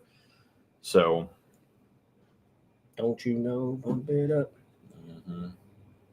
I've watched a few of Darren's Twitch streams. He was playing something one night, and I was like, was it Twitch I was watching him on? Yeah, it was Twitch, but I was watching it through something else. I don't remember. Anyways, he was playing some game I wanted to watch, and I ended up winning a pair of shoes. So I can try and bring him on the next show, but I have a pair of his. I think he wore them one time. They're a pair of SST6s. He signed it with my my Xbox handle and all that on there. If you opt into the game and he plays a game where it drops like a ball and it's like a ball race or whatever, and I happen to win, so I got to pray. I've taken the soles off of it for my new shoes because they're brand new soles.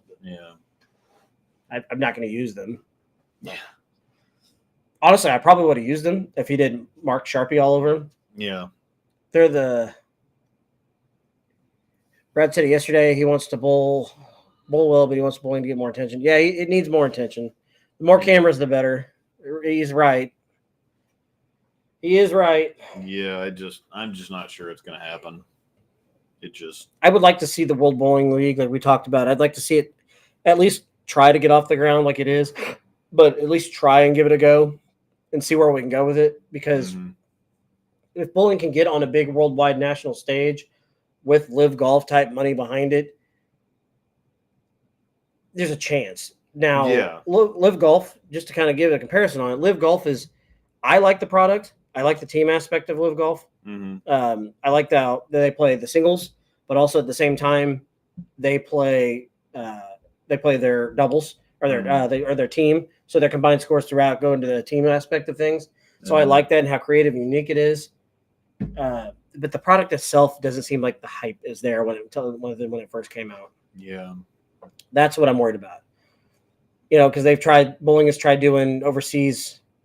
They've tried doing the weird scoring and different scoring. Now, bowling scoring, we can admit, bowling scoring is stupid. Yeah. It is stupid.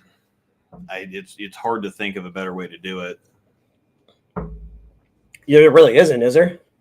Not really that makes any kind of sense, or that doesn't end up. But at the same time, I mean, golf scoring is very close too. So if you do the world bowling scoring, where it's like, it would almost be one of those things where you have to have some kind of a multiplier here or there.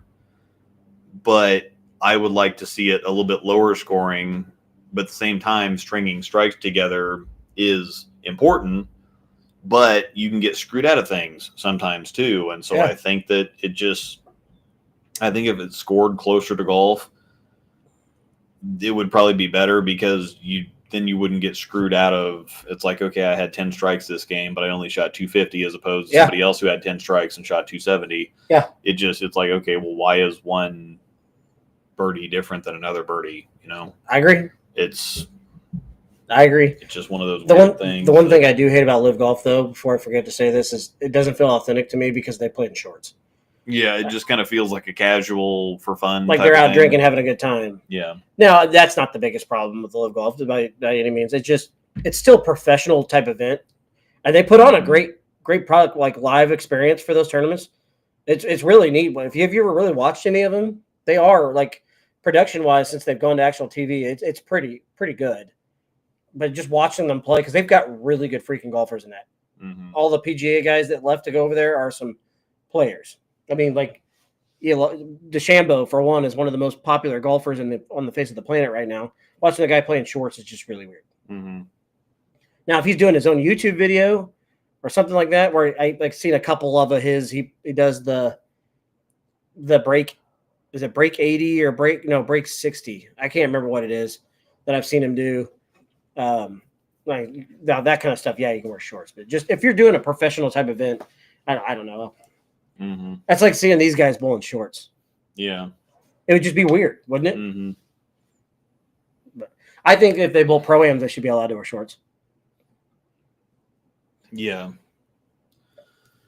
It's hard to quantify stuff in this sport. Yeah, and this is one of those things that we were talking about it the other day.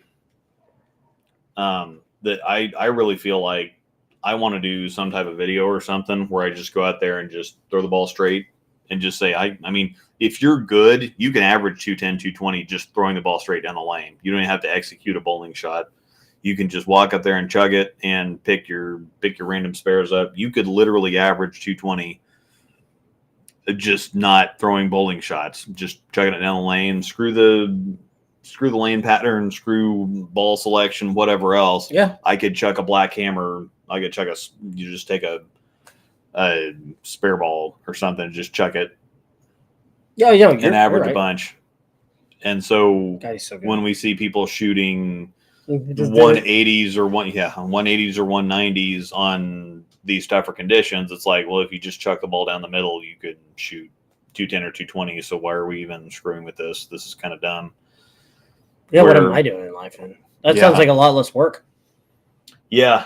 I had actually, because every time we have some stuff like the Masters where nobody can shoot 200 on TV, and it's like, oh, it's just, I love to see them like really tough. And it's like, well, but you can just, once you get scores under like 190, 180, then there's no reason you shouldn't be throwing the ball straight down the lane. The only thing is like pride and wanting to throw a bowling shot so that you can call it bowling or whatever. But I definitely, if the scoring pace was 180, I'd be chugging it down the middle.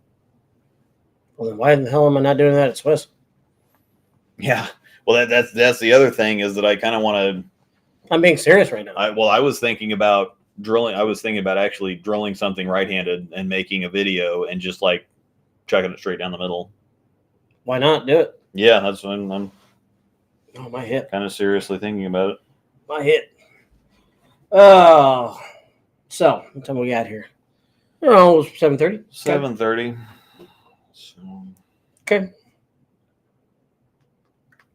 We are in game 6 of 8 in match play round 1 of the Tournament of Champions. I just missed the catch in the bottom of the screen, so when it scrolls back through, we can do updates. I'm sure most of you can look on your, or watching, or can look on your phones on the PBA website, but if you're following along, we can at least update you. Just outside of the 10th place, I'll read it back and I can read to you. Matt Sanders at plus 701, Frankie Lavoie, 683, Mika Koivuniemi, 680, 13th, Don Barrett at plus 666, BJ Moore in 14th at 660, Darren Tang 15th at 634, Tom Smallwood plus 628 and 16th, Stu Williams at plus 612, 18th, Belmonte plus 625, 19th is Kevin K. Will Williams at plus 612, 20th place is Tom Doherty, and 21st place is Simonson at plus 567. 22nd is Fiore at plus 539. Sorry, I'm reading the scrolling ticker across. 23rd, Matt Zweig at plus 523. Bailey Maverick, 24th, rounding that out at plus 483. When the ticker rolls back through, I will get the top 9 for you since I started at 10. because they're just getting close to the end of Game 6 here. So after 23 games, Svensson plus 1013, EJ Tackett plus 894, Graham Fall plus 847, number 4 AJ Johnson at plus 846, Patrick Packy Hanrahan at plus 800, Kevin McCune at plus 797, Boog Kroll at 743, Butteruff, Jacob Butteruff at 739, and ninth place Sean Maldonado at 738.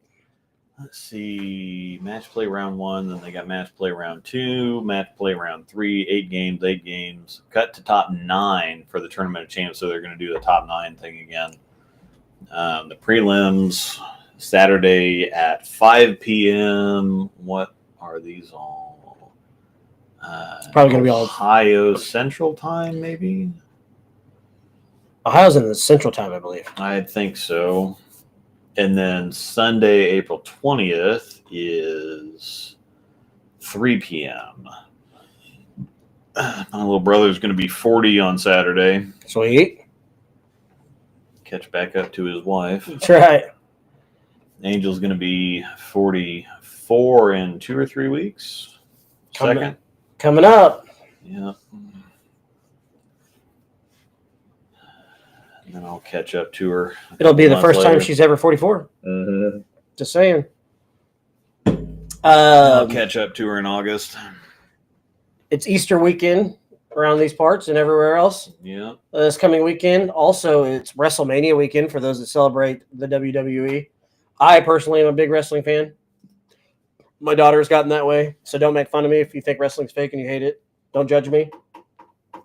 But I will watch both nights of WrestleMania Saturday. It's a double night, Saturday, Sunday.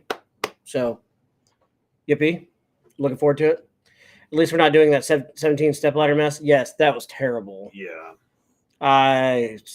Ohio is Eastern time. Okay. Yeah, I don't know where the cutoff is. I don't either. We live in I'll find out because I'm staying in Columbus next Wednesday night. So you'll be in Eastern time. Or next Thursday night. Eastern time. I can't remember what day I'm getting to. I think I'm leaving on Wednesday. You're leaving. So you're not bowling next Thursday? No. Slacker. I'm ready to take a week off. I wish it was over. Yeah. Are you bowling everything this weekend? Or Mika's got the front 9 against Edward. Yeah. No, I'm not bowling Saturday. I was going to bowl Saturday. I'm not bowling Saturday. I'm bowling Sunday. I don't know. We might be out there Sunday either, but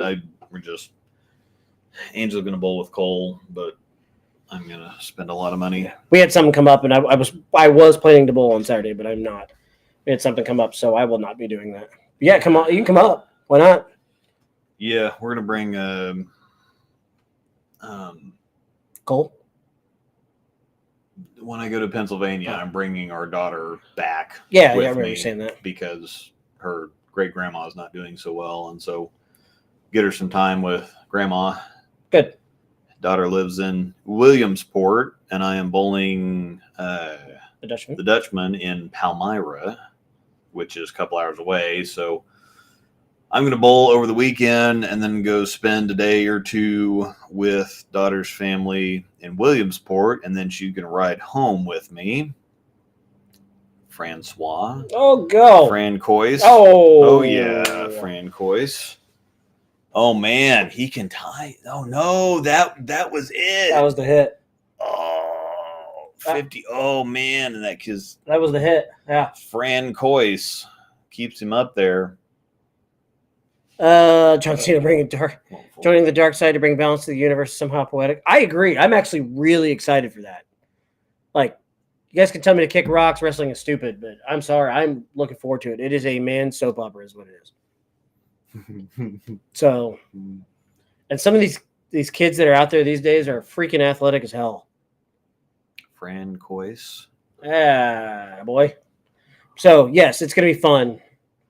Later in the video, if you go back and listen to this and you're a wrestling fan, give me a thumbs up in the comments because 260 will get it done. Are we going back to Mika? Yep, there we go. There we go. Mika on the front 9. Edward. Yeah, Mika. I mean, this is going to be a big, 300 plus 30 bonus pins, that's going to launch him up there pretty far. Yes, it is. Considering EJ tag it here. EJ can strike here to shoot 214.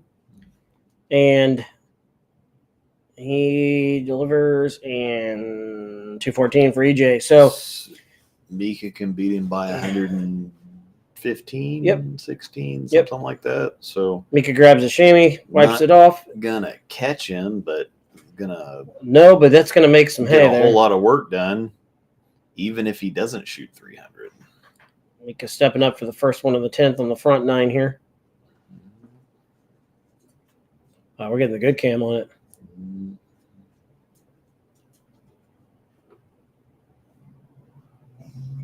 Oh, Trip it, kick it looked like it roll was left. Yeah, it was a little bit left. It's hard to tell what is more main drop soap operas these days. WWE wrestling, professional bowling. Hey, Skeeter. That's accurate, actually. Yeah. What are you doing? Yeah, I What are you doing? touche on that, by the way. No. Touche. You nice doggy. What are you doing, Skeeter? There you are. You got him, Skeeter? Like I'm hanging out in the bed. I know. What you doing? Where'd you go? Yeah, Hi. it's a good Skeeter. What you doing? She got some blood work done. We took her to the vet last week because she's been limping, and they did an X-ray and whatever, got some blood work, and she's fine. But they're sending. We got her some more blood work this morning to send off to a lab to get more thorough stuff done. Because she's 9. You get some blood work? So she's not old, but she's kind of getting there. Hi, Skeeter. I know you're funny. She's just hanging out. Yeah. Dog sitting behind me on a bed. Mm-hmm. You got him, Skeeter. I go check on the other idiots. What time we got? 7:33. All right, so he's stepping away for just a second. I know we're late in the show, but happy midweek to everybody that's watched, and thanks to everybody that's watched tonight. As always, we appreciate everybody joining in and hanging out with us. I know we go down rabbit trails a lot, but we do appreciate everybody that follow along with us and watch us, whether you're new to the show or you watch every week. We appreciate you all. Anybody got any bowling plans on Easter weekend? I know around these parts, as we said, our area's got a lot of tournaments, a couple big tournaments anyways. Easter weekend. Anybody bowling anything this weekend? So shoot us a message here or Yeah, comment later. At least with the Players Championship going on, we won't have Packy or Zach. Well, I guess Zach might be here. Zach's home. Yeah, so Zach will probably be here taking everybody's money, but Mr. Wilkins. I need to text him and ask him if he's going to. Because otherwise, I'm sure the Packy would be up here. Spencer might be up here.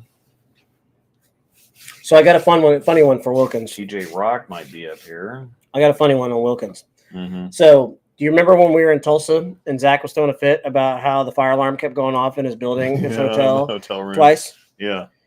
So he sends me a message right before the day before the TOC started. No, not the TOC. It was last one. The Players. Yeah. It was the day. It was the morning before he was going to Bulls Block.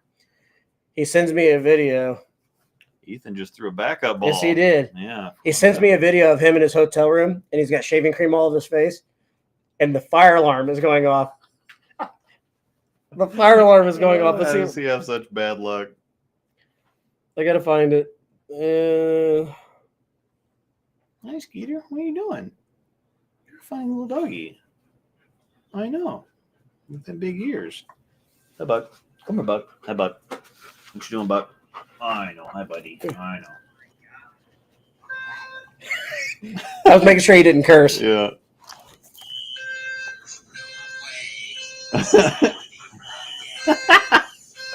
Should I share it with everybody? So Wilkins sends me this video the day before he's supposed to start the Players. And there's no curse words in this. He's shaving cream all over his face. He's like mid-shave, too.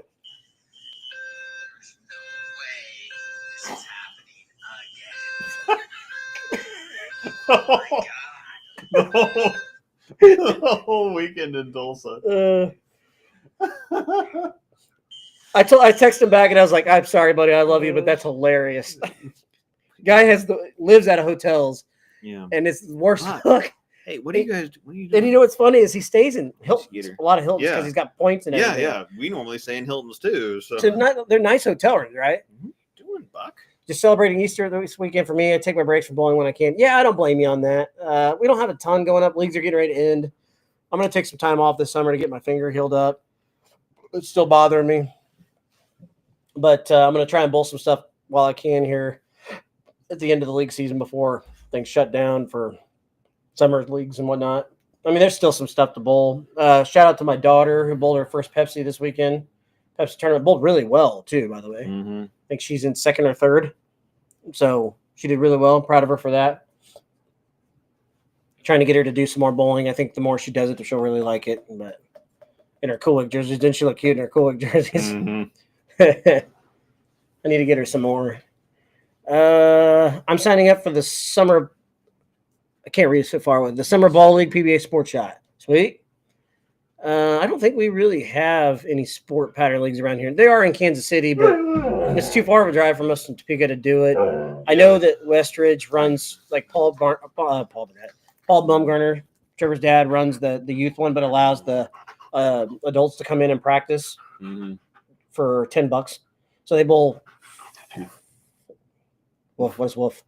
They bowl 4 games and allows the adults to come in and practice on it for $10 every week for the pattern. So maybe one or two of those weeks I'll go do that, but who knows?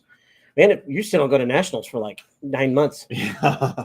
Yep. Middle of July. So it's still Tournament's gonna be literally almost 3 over. months away. Yeah. Good Lord. You've already been back for a month and I've still got 3 months before we even go. Yeah, I know.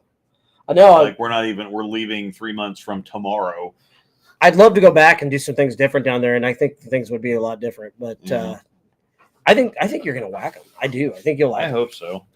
We might end up with some because Dallas Baldridge is having some issues with his elbow, and so he's not sure if he's going to be able to go. So we were going to put together. Did I tell you this? That Waspo had the idea to put together a standard team. That's smart. That's what we want to do going forward. We had some.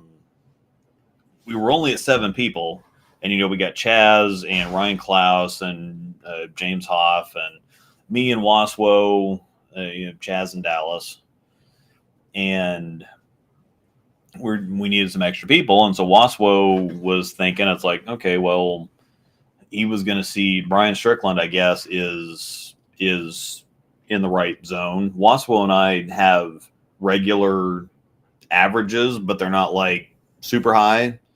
But then he had some other people he thought that he could ask,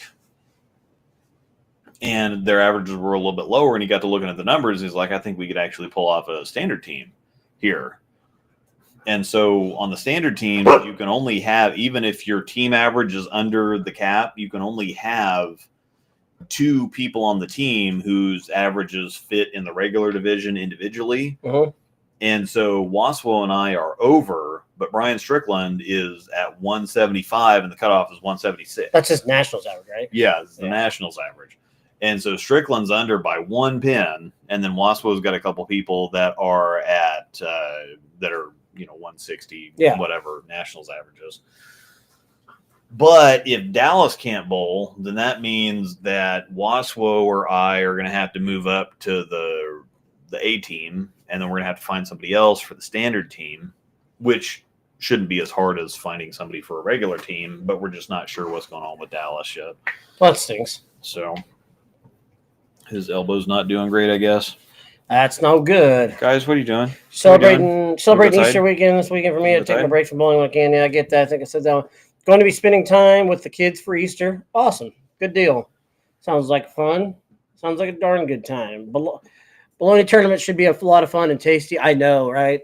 Like, if you throw 6 in a row, you got to bring me some bologna, please. Yeah. Elijah, I've got my first Pepsi in May. I'm sad I have nothing going on next weekend bowling related. Next week I have a doubles tournament with my friend and the start of high school pattern for league. Sweet. Well, good luck to you in your first Pepsi tournament. I remember bowling those when I was young. Pepsi tournament's been around a long time now.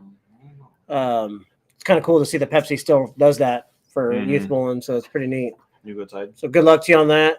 You go outside. And I'm sorry you don't have any bowling this weekend. Yeah.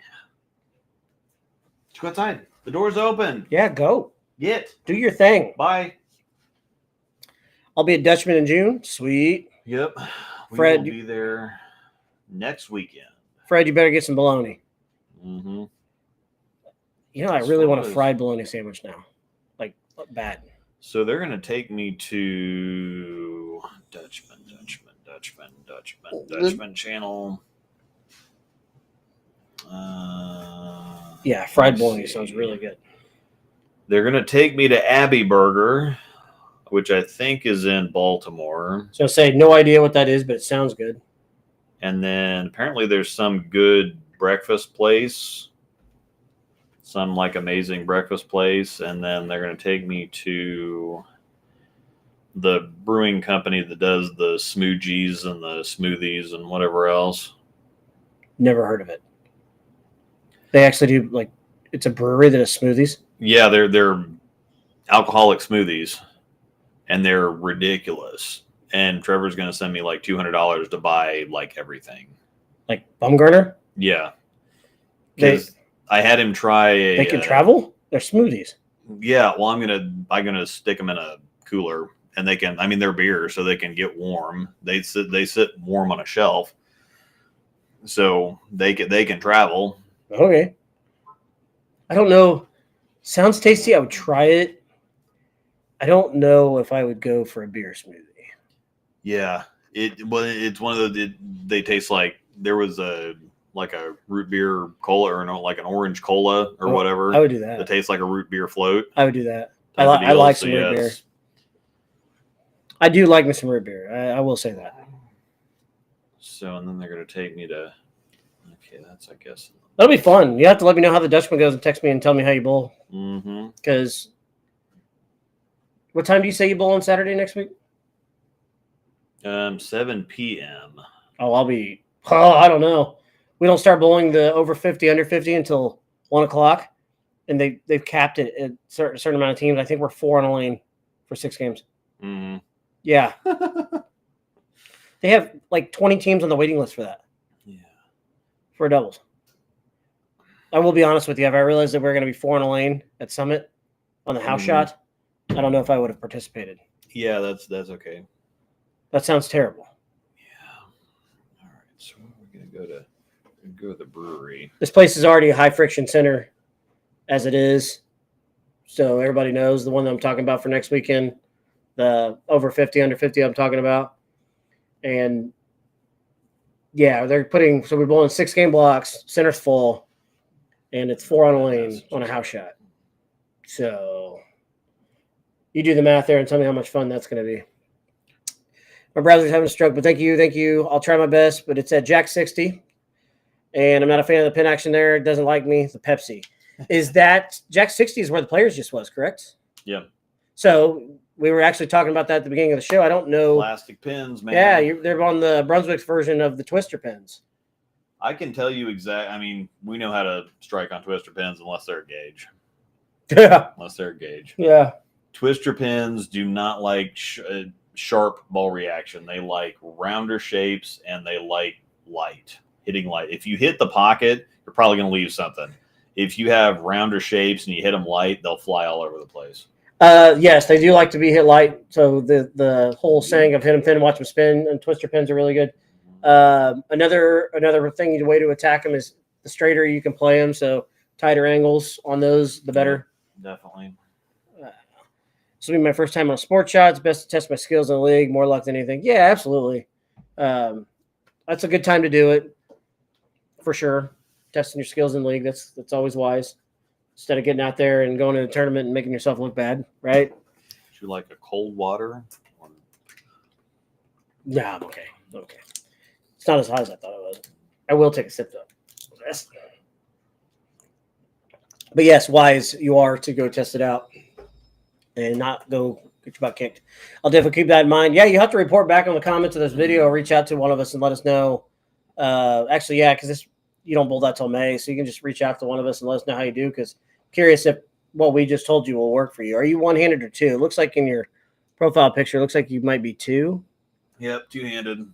Okay, so I don't know how good a straight angles it's going to work for you, but try it. The rounder shapes are better. Rounder shapes, splash the pocket. You'll throw pins everywhere. You will throw pins everywhere. You're going to leave some 10 pins. that you'll there's Eugene there. You'll lose some 10 pins that you thought should have went, but your carry percentage will be much better if you take that game plan into play.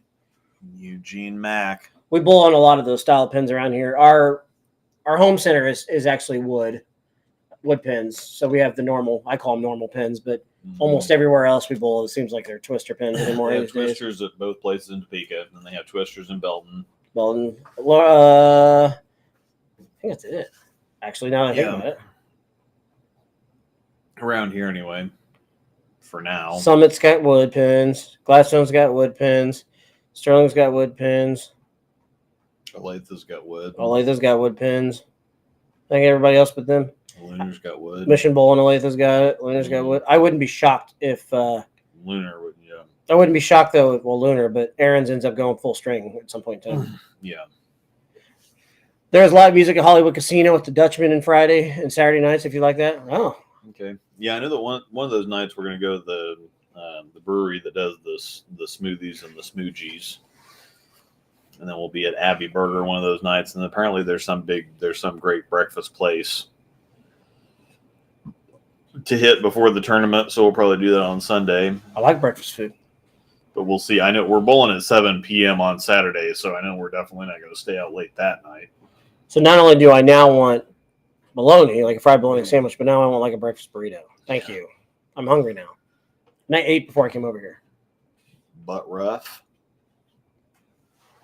Yeah, 100% grade A hungry. I would do something like that at the casino on Friday and Dutchman. I like live music. Mm-hmm. I just like to hang out anyways. So my thing is when I get out of town for these tournaments and stuff, I always have a hard time going to bed because I always just I'm going to miss something. So I like to stay up and drink and talk like every other youth bowler out there. Touche. That is very true. Our game is going to be pretty much 95% two-handed at some point in time here real soon. You may not see a one-hander on the tour in 10 years. Depends on EJ, but EJ's still relatively young. Yeah. Relatively young. Unless you can throw it with one hand and absolute shit on it. Like EJ. Yeah. You got it, Skeeter. You're a tired little baby. You're a tired little missile dog. We got about 10 minutes left here. I know you're probably hungry. Luke's hungry. I need to get home and see my little one.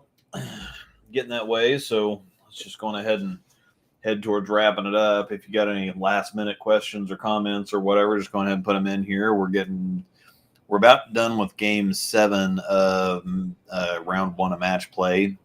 Yep. At the TOC also. Tournament of Champions. BJ is going to beat Butt Rough here. Yes. And of course they switch it from there. Oh my, look at Francois. Yeah. Woof. That must be a fun pair. 80 in the 7th. Yeah. Split 2, 9 spares. Split 7-2, 6-3, 6-3, strike 8. Oh. And Fa is fucking him up. See what you did there. Yeah. Also, reminder too, if you don't sneak in a question here before we finish up, you can always comment on our video later, and both of us will get back to you. What's your guys' thoughts about the Typhoon? I was thinking about getting one. I saw Tobias throw his in league the other night with me. That does some videos with Luke. I'll be honest with you, I didn't pay enough attention to it. It honestly took me a while to realize that he was actually throwing the Typhoon. Yeah. So I didn't pay enough close attention to it or know enough about it. I'll let him comment on it. I know he recently released a video, didn't you, with the Typhoon with Tobias? So go ahead. It's cleaner on the weaker side, but for most people's house shots, it should be fine. I mean, and Tobias didn't even really like symmetric balls, and so when one looks good for him, you kind of take note of that. Yeah. And it does. It's weak. It's a lighter oil ball, but it does look pretty good for a lighter oil ball. From the shots that I actually paid attention to and saw, it looked pretty good. It looked pretty flippy too. Pretty clean, flippy. Yeah, it's clean and pretty responsive. So, Dominic Barrett. If you're interested in one, I would say yes. I would suggest one. Yes, especially since it should be at a lower price point, right? Yeah, it's only $140 as far as buying it online goes. Boy, that's cheap nowadays. Yeah. Yep, you should be able to get it out of a pro shop for $200. That's drilled and everything, huh? Mm-hmm. Man. So yeah, that's $200 for a ball. even a lower end ball. I'll be getting with you, Luke, soon to discuss what to get in the ball league. Lost on what to get your. Yep, we can do that. Sweet. So looking at questions here. Sorry, I usually have my questions up over here in front of me, so I'm looking over here on the other monitor. Looks like a really good end of the night ball for like. Yes, Felix, it really Typhoon would be really good for that. Yes. A couple questions about bowling balls. Is the DNA coil still a competitive Pearl ASIM, even though it's discontinued? Same with the pitch black. Is that ball still competitive? Yeah, I mean, I would say having access to a purple hammer and a black hammer, I don't see any need for a pitch black, but it's not bad. The pitch black is still, it's on that same kind of level. I think it shapes like the purple, but it's kind of tamer and straighter like the black. The black is a little bit rounder. The purple is kind of archy, and the pitch black is kind of archy too, but it kind of fits in between them. It's a little bit stronger than the black, but it's not quite as strong and dynamic as the purple. But it's absolutely still a pretty good ball. I like the pitch black. Yeah, limited times I've thrown it.